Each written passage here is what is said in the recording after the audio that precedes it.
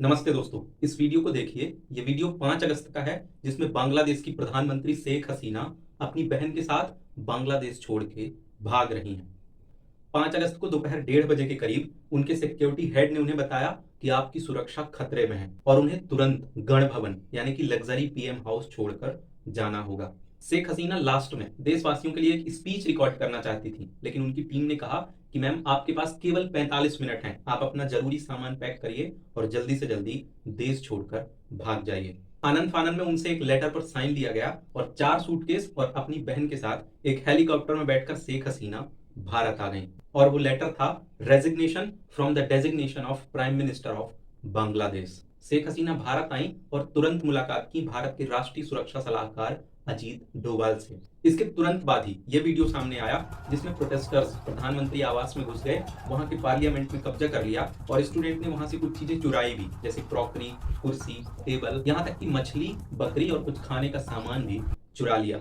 आंदोलनकारियों ने शेख मुजिब उर रहमान, जिन्होंने बांग्लादेश को आजादी दिलाई थी, शेख हसीना के पिताजी और जिन्हें पूरी दुनिया बंग बंधु के नाम से जानती है, उनका स्टैच्यू भी गिरा देते हैं। लेकिन दोस्तों, शेख हसीना ने ऐसा तो क्या कर दिया जिसकी वजह से उन्हें प्रधानमंत्री पद से इस्तीफा देना पड़ा और अपना ही देश छोड़ के भागना पड़ा? मैं आपको ये सब कुछ इस वीडियो में बताऊंगा।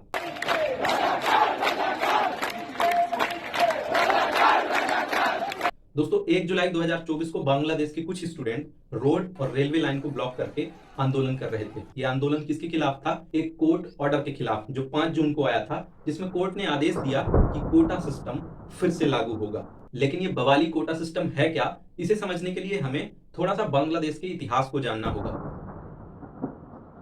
1947 में जब भारत और पाकिस्तान का बंटवारा हुआ, तब ये अब का बांग्लादेश पूर्वी पाकिस्तान के नाम से जाना जाता था। इस हिस्से को कहते थे वेस्ट पाकिस्तान और इस हिस्से को कहते थे ईस्ट पाकिस्तान। भले ही पूर्वी पाकिस्तान में ज्यादा लोग थे, ज्यादा शिक्षित लोग थे, ज्यादा समृद्ध लोग थे, लेकिन इसके बावजूद भी सारी राजनीतिक शक्तियां पश्चिमी पाकिस्तान के पास थी। सभी अहम पद वेस्ट पाकिस्तान के लोगों को ही दिए जाते थे और ऐसा कई सालों तक चलता रहा। लेकिन 1970 में जब बंगाल की खाड़ी में भोला नाम का एक साइक्लोन आया, तब पूर्वी पाकिस्तान के करीब 3 लाख लोग मारे गए, लेकिन वेस्ट पाकिस्तान से कोई सहायता नहीं मिली। इस बात से सब लोग नाराज हो गए और लोगों के अंदर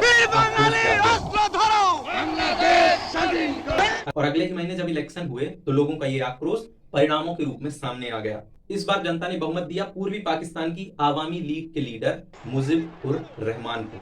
लेकिन पश्चिमी पाकिस्तान के याया खान और मिलिट्री ने इनकी जीत को ही मानने से इनकार कर दिया और इन्हें सरकार नहीं बनाने दी। इस बात से मुजिब उर रहमान, आवामी लीग और पूरा पूर्वी पाकिस्तान नाराज हो गया।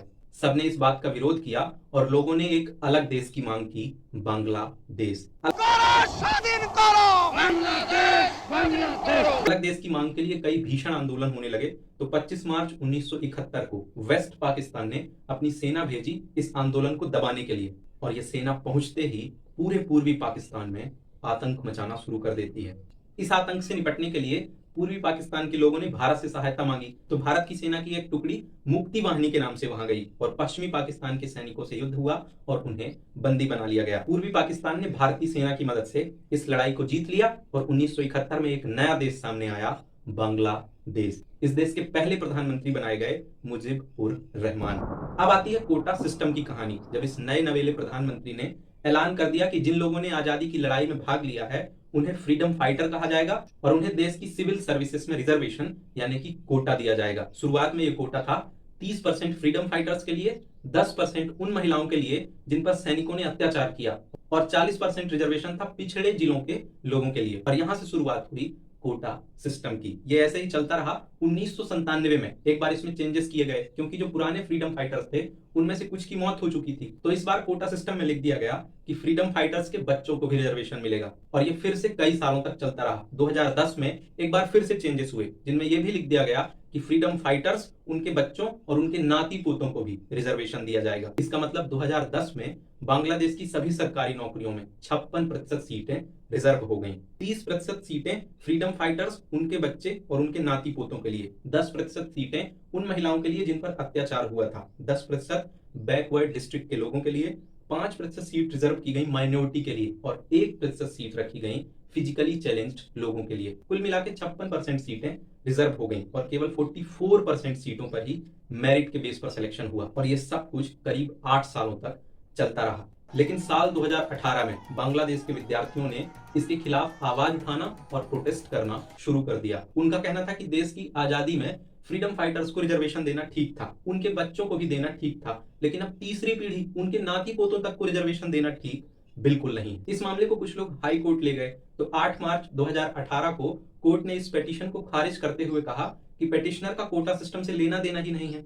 पर हाई कोर्ट ने कोटा सिस्टम को ना तो सही कहा और ना ही गलत। लेकिन 2018 में इस फैसले के बाद देश की सरकार यानी कि शेख हसीना ने एक बयान दिया कि कोटा सिस्टम में कोई गड़बड़ी नहीं है, ये ऐसे ही चलता रहेगा। इस बयान के बाद से स्टूडेंट के अंदर आक्रोश एक बार फिर जागा और उन्होंने इसे आंदोलन की शक्ल दे दी।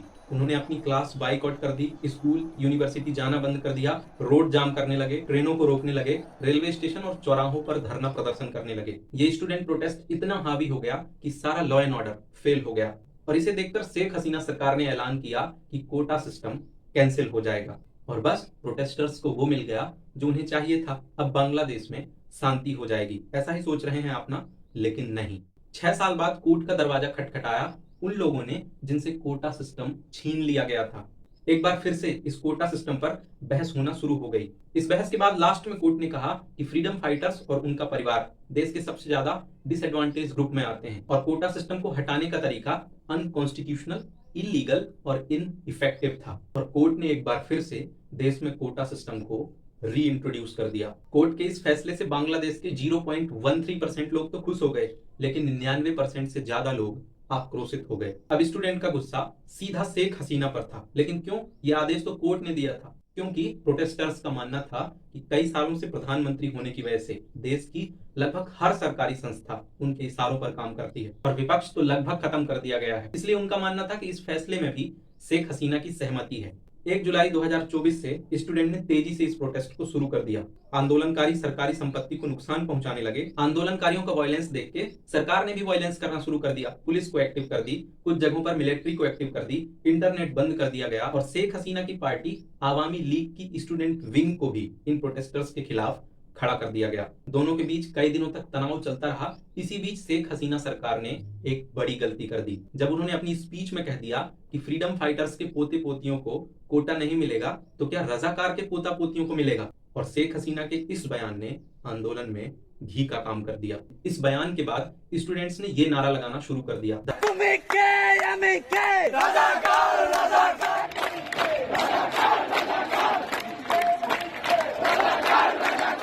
दरअसल बांग्लादेश में रजाकार शब्द बहुत बुरा माना जाता है क्योंकि स्वतंत्रता की लड़ाई में रजाकारों ने पाकिस्तानी आर्मी का साथ दिया था और इन्होंने बांग्लादेश की महिलाओं के साथ बेहद क्रूर व्यवहार किया था। इसलिए बच्चों को लगा कि सरकार हमें रजाकार कह रही है और उनका गुस्सा कई गुना हो गया और प्रोटेस्टर और ज्यादा वायलेंट हो गए। ये सब कुछ देख के बांग्लादेश की सुप्रीम कोर्ट ने 21 जुलाई 2024 को एक ऑर्डर दिया कि बांग्लादेश में रिजर्वेशन केवल 7% रहेगा और 93% जॉब्स मेरिट के बेस पर होंगी। इस 5% में कोटा सिस्टम और 2% में माइनॉरिटी और फिजिकली चैलेंज्ड लोग शामिल होंगे।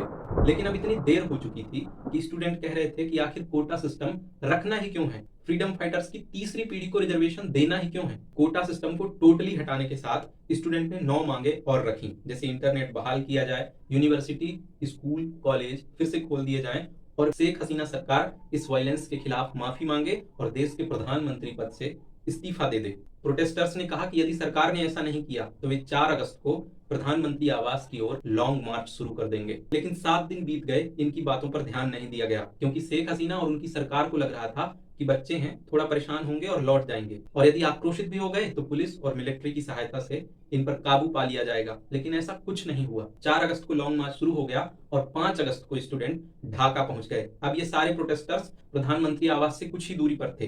तभी दोपहर के 1:30 बजे शेख हसीना के सिक्योरिटी हेड ने कहा, मैडम आपके पास 45 मिनट हैं, अपना सारा जरूरी सामान पैक करिए और इस देश को छोड़ के भाग जाइए। शेख हसीना ने कहा कि इन बच्चों से लड़ने के लिए हम आर्मी बुला सकते हैं। तब उनके चीफ ने बताया कि मैडम आर्मी ने साफ इनकार कर दिया है कि वे स्टूडेंट्स पर गोलियां नहीं चलाएंगे। आपके पास केवल 45 मिनट हैं, अपना सामान पैक करिए, हेलीकॉप्टर खड़ा है और आप इस देश को छोड़ के चले जाइए। यही एक रास्ता है जिससे आपकी जान बच सकती है। बस फिर आनन फानन में शेख हसीना से इस्तीफा लिया गया और वे 4 सूटकेस और अपनी बहन के साथ एक हेलीकॉप्टर में बैठ के भारत आ गई। शेख हसीना के देश छोड़ते ही वहां के सेना प्रमुख ने अनाउंस कर दिया कि वे एक अंतरिम सरकार का गठन करेंगे। फिलहाल शेख हसीना भारत में हैं और वे दुनिया के कई देशों में असाइलम यानी कि राजनीतिक शरण लेने की सोच रही हैं। अब देखना यह होगा कि दुनिया का कौन सा देश शेख हसीना को शरण देता है और शेख हसीना कहां जाती हैं। इस पूरी घटना के बाद भारत के न्यूज चैनलों में एक अलग विषय चलने लगा, वही हिंदू मुस्लिम मतभेद वाला विषय। कोई भी कहीं से भी खबर आ रही है तो उसे मीडिया वाले टीवी में चला के हिंदू मुस्लिम बता के अपनी टीआरपी बढ़ा रहे हैं। इन खबरों में कितनी सच्चाई है इसकी पुष्टि किसी ने नहीं की है। खैर, आप इस पूरी घटना के बारे में क्या सोचते हैं? बांग्लादेश के स्टूडेंट सही हैं या फिर गलत? हमें कमेंट करके जरूर बताइएगा। और अगर आपको हमारा वीडियो पसंद आया हो तो इस वीडियो को लाइक और हमारे चैनल को सब्सक्राइब जरूर कर लीजिएगा। शुक्रिया।